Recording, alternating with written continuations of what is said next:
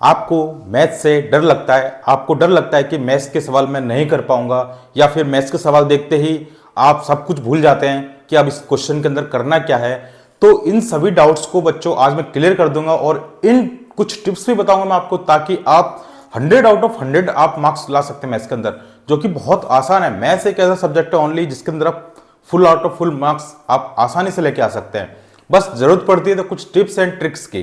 ठीक है, तो इस वीडियो के अंदर हम वही चीज डिस्कस करेंगे, तो प्लीज वीडियो को लाइक कर देना और चैनल को सब्सक्राइब जरूर कर लेना बच्चों, अगर आप इस चैनल पर नए हो, क्योंकि यहां पर मिलता है 100% जेन्युइन कंटेंट। अब देखिए बच्चों, सबसे पहले मैं ये डाउट क्लियर करता हूं बच्चों को कि देखो मैथ्स को पढ़ना कैसे है। ठीक है, तो देखो मैथ्स पढ़ने का एक तरीका होता है।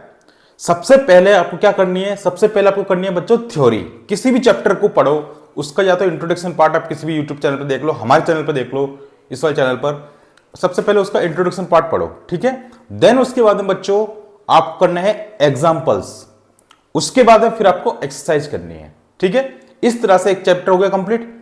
फिर दोबारा से आपको वही साइकिल करनी है, फिर से आपको क्या करना है, फिर से चैप्टर पढ़ना है, उसका इंट्रोडक्शन पढ़ना है, फिर से आपको एग्जाम्पल करने हैं और देन फिर आपको एक्सरसाइज करनी है। ठीक है बच्चों, तो ये तो होगी पढ़ने की बात। अब मैं आपको बात बताता हूं, कई बच्चों को ये डाउट होता है कि सर मैं जैसे क्वेश्चन को पढ़ता हूं, तो जब क्वेश्चन को पढ़ता हूं तो मैं आगे भूल जाता हूं पूरा पढ़ने के बाद में कि सर क्या चीज है इस क्वेश्चन में पूछ क्या रहा है। तो देखिए बच्चों, आप क्या करा करो, कोई भी क्वेश्चन हो उसके अंदर जो उसमें गिवन पार्ट है ना, जो आपको दे रखा है उस क्वेश्चन के अंदर, उसको अलग नोट कर लो और आपको फाइंड क्या करना है उसको अलग लिख लो। मतलब उन सब चीजों को एक नोट करके लिख लो, है ना, कि ये चीज हमको गिवन है और ये चीज हमको फाइंड करनी है। तो उससे क्या है कि थ्योरी जो है क्वेश्चन की वो आपको क्लियर हो जाएगी, ताकि आप उसका आंसर जो है बहुत ही आसानी से, बहुत ही अच्छे से उसका एक्सप्लेनेशन कर पाएंगे और क्वेश्चन को पढ़ने में भी गलती नहीं होगी, तो आपका आंसर भी गलत नहीं आएगा। ये तो रही कुछ स्ट्रेटेजी जो आपको फॉलो करनी है स्टार्टिंग में। ठीक है, अब देखो, अब आपको बढ़िया से स्ट्रॉन्ग करना अपनी मैथ्स को 100 आउट ऑफ 100 लेके आना बच्चों, तो उसके लिए मैं आपको 5 टिप्स बता रहा हूं, जो कि बहुत ही इंपॉर्टेंट है होने वाले। ये वीडियो आपके लिए बहुत ही इंपॉर्टेंट है, ये टिप्स आपके लिए। ठीक है, तो देखिए सबसे पहले जो टिप्स है बच्चों मैं आपके साथ डिस्कस कर लेता हूं, क्या है, फॉर्मूला सीट्स। एक आप क्या करें, आप बच्चे क्या करते हो, एक फॉर्मूला सीट बनाते हो खुद से। ठीक है, उसके अंदर क्या करते हो, आप सारे चैप्टर के फॉर्मूले लिख देते हो, फलाना ठिकाने का सबका चैप्टर का फॉर्मूला लिख दिया आपने। लेकिन बच्चों इससे काम नहीं चलेगा, मोस्ट प्रोबेबली बच्चे यही काम करते हैं। उनको जबकि पता क्या करना चाहिए इसके अंदर चेंजेस, उनको ये चेंजेस करना चाहिए बच्चों कि आप क्या करें, यहां पे लिख दिया फॉर्मूला, जैसे कि मैंने लिखा, जैसे एरिया ऑफ ट्राइंगल क्या होता है, half into base into height. ठीक है, ये है, तो इसके ऊपर उसके साथ ही एक एग्जाम्पल जरूर लिखें, जिससे क्या होगा, आपका कॉन्सेप्ट और क्लियर होगा, प्लस ज्यादा दिनों तक याद भी रहेगा, प्लस आपको यह भी पता रहेगा कि इस टाइप का अगर फॉर्मूला बनता है तो क्वेश्चन उसके अंदर किस टाइप से हम इसको सॉल्व कर सकते हैं, है ना। अब आपसे पूछे कि ए निकालना है तो बी निकालना है तो एच निकालना है, तो क्या निकालना है आपको, कोई सी भी चीज निकालना है, कोई एक बढ़िया जो आपको प्रॉब्लम होती है जिसको याद करने पर, उसको पहले लिखिए यहां पर। मतलब कि हर एक फॉर्मूले के साथ में एग्जाम्पल जरूर लिखें। थोड़ी मेहनत लगेगी, लेकिन अगर आपको अच्छे मार्क्स स्कोर करने हैं तो मेहनत तो करनी पड़ेगी मेरे भाई। ठीक है, बिना मेहनत के कुछ नहीं मिलता इस दुनिया में। ठीक है, तो ये चीज आपको करना पड़ेगा, है ना। तो मैंने क्या बोला आपको कि सबसे पहले आप फॉर्मूला लिखिए, फॉर्मूले के साथ साथ उसका आंसर भी लिखते जाइए, मतलब एक एग्जाम्पल लिखते जाइए विद सॉल्यूशन। एक एग्जाम्पल लिखो अच्छा सा, फिर फॉर्मूला लिखो, फिर एग्जाम्पल लिखो, फिर फॉर्मूला, फिर एग्जाम्पल, और देखिए आप कितना अच्छा आपके साथ कंटेंट आपको खुद ही बना लोगे आप अपना कंटेंट। फर्स्ट बात समझ में आ गई।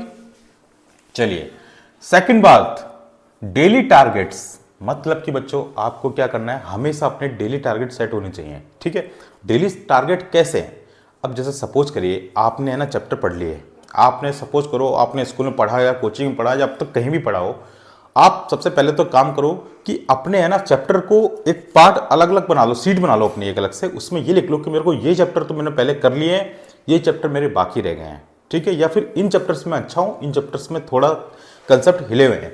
तो आप क्या करें बच्चों, सबसे पहले उन चैप्टर्स को नोट डाउन कर लो। उसके बाद में बच्चों आपको क्या करना है, उन चैप्टर के, जैसे कि आपने 5 चैप्टर पढ़ लिए, 5 चैप्टर आपको आते हैं, है ना। लेकिन आप क्या होगा, जैसे कि आपने आज पढ़ा फर्स्ट चैप्टर, अगले दिन दूसरा पढ़ा, परसों तीसरा पढ़ा, जब तक तुम क्या करोगे फर्स्ट वाले को भूल जाओगे। और हर बच्चे के साथ ऐसा होता है। ठीक है, ऐसा नहीं कि केवल कई कई के साथ होता है, ये सभी बच्चों के साथ में होता है ना। तो भूल जाते हैं, भूलने की आदत सबको होती है, भूलना भी जरूरी होता है। अगर चीज़ें दिमाग में इतनी रखोगे तो दिमाग फट जाएगा, बाहर आ जाएगा, ठीक है। तो भूलना भी जरूरी है, और ठीक है, सब कुदरत की देन है वो तो। चलिए, तो मैं फिर से टॉपिक पे आता हूँ। तो बच्चों, आपको क्या करना है, आप एक अपने टारगेट सेट कर लो। कैसे कि आपको जो आपने पिछले चैप्टर पढ़े हैं, जैसे आपने मान के चलो 5 चैप्टर पढ़ लिए, है ना, तो आप क्या करें, उसमें से डेली पर डे कम से कम 7 क्वेश्चंस करें उसके। जैसे एक 7 क्वेश्चन चैप्टर 1 के कर लिए, फिर 7 क्वेश्चन चैप्टर 2 के कर दिए, ठीक है, फिर 7 चैप्टर 3 के कर दिए, सॉरी 7 क्वेश्चंस, ठीक है, फिर से चैप्टर 4 के अंदर भी 7 क्वेश्चन कर लिए, ठीक है। और ये कौन से क्वेश्चन भी पता है आपको कौन से करने हैं?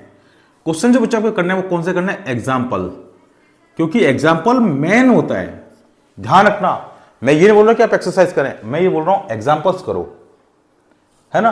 आपके जितने 7 एग्जाम्पल हैं, उस पूरी चैप्टर के 7 एग्जाम्पल और कुछ इंपॉर्टेंट क्वेश्चन जो एक्सरसाइज में आपको लगे, है ना, वो चीज आप यहां पर कर लो, ठीक है। बहुत जरूरी है बच्चों, वो चीज आप करोगे, है ना, यहां पर आप नोट कर लोगे उनको, आप डेली प्रैक्टिस करोगे, तो इससे क्या होगा कि आपके जो पिछले चैप्टर हैं वो तो स्ट्रांग है ही, है ना, साथ ही साथ में आपका रिवीजन भी हो रहा है। ये चीज देखो, आपका क्या हो रहा है, रिवीजन भी साथ में हो रहा है, ठीक है। आपके 2 चीज हो गई, आपका रिवीजन भी हो गया, प्लस आपकी प्रैक्टिस भी होगी क्वेश्चन की, कॉन्सेप्ट भी क्लियर हो गया आपका, है ना। तो ये चीज आपको करनी होगी, ठीक है, ये चीज आपकी होगी, है ना। मैंने बता दिया आपको क्या करना है। चलिए, थर्ड बात कर लेते हैं, मल्टीपल बुक्स। अब देखो, क्या आपको मल्टीपल बुक्स सॉल्व करनी चाहिए? जैसे कि आपने एनसीईआरटी कर ली, फिर एक आर डी शर्मा लगा दी, एग्जाम्पलर लगा दिया, किसी अदर पब्लिकेशन की बुक लगा दी, तो आपको ऐसा करना चाहिए? बिल्कुल नहीं करना चाहिए। सबसे पहले आप अपनी एनसीईआरटी कंप्लीट करें, है ना। अपना जो फर्स्ट टारगेट क्या रहता है बच्चों, अपना जो फर्स्ट टारगेट रहता है वो रहता है एनसीईआरटी को, ठीक है। फर्स्ट टारगेट बच्चों आप करेगा एनसीईआरटी, ठीक है। देन उसके बाद में आप करेगा प्रीवियस ईयर क्वेश्चंस, ठीक है।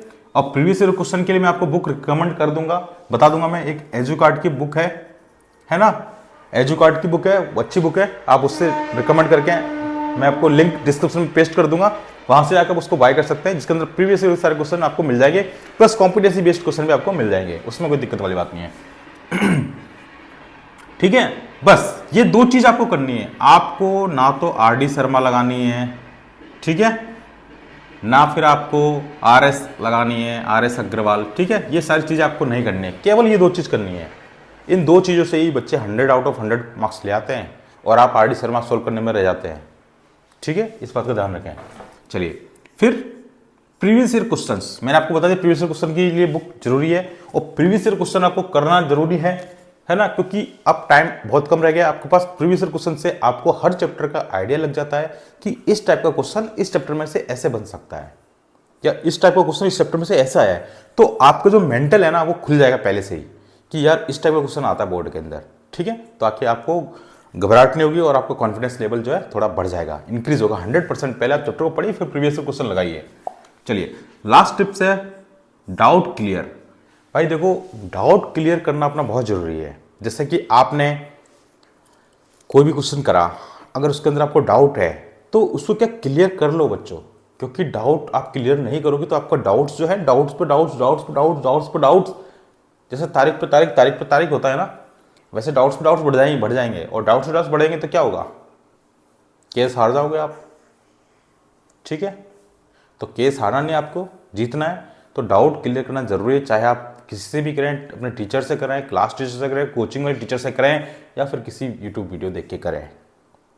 आपको डाउट क्लियर जरूर करना है अपना, क्योंकि डाउट क्लियर करोगे जब भी आप आगे बढ़ोगे, ठीक है। और गलती करना जरूरी है। जब तक आप पेन कॉपी उठाकर नहीं पढ़ोगे, जब तक आपसे कुछ नहीं होगा। अगर आप किसी भी इंट्रोडक्शन, किसी भी मैथ्स का अगर कोई भी टॉपिक आप पढ़ रहे हो, और आप बिना पेन कॉपी के पढ़ रहे हो, बिना हाथ चलाए पढ़ रहे हो, तो कोई मतलब नहीं उस वीडियो का। तुम 10 घंटे देख लोगे तो भी तुम्हें कुछ समझ में नहीं आएगा। आज चलो मान के चलो आ भी गया, तो कुछ लंबे टाइम तक वो याद भी नहीं रहेगा, ना उसके पास आपके पास कोई प्रैक्टिस रहेगी, है ना। तो ये जो इंपॉर्टेंट चीज़ थी, इसको आप फॉलो करिए, 100% आपका रिजल्ट जो है बहुत अच्छा आएगा। तो प्लीज़ वीडियो को लाइक कर देना, और चैनल को सब्सक्राइब कर लेना, और अपने फ्रेंड्स के साथ शेयर कर देना, ताकि वो भी अच्छे से पास हो जाए। चाहे कोई कंपार्टमेंट का बच्चा हो, चाहे इंप्रूवमेंट का बच्चा हो, चाहे क्लास 10th का बच्चा हो, चाहे क्लास 12th का बच्चा हो, सबका भला होगा। इस वीडियो के देखने के बाद। ठीक है, तो फिर मिलते हैं नेक्स्ट वीडियो में। अपना ध्यान रखिए। Bye bye, take care.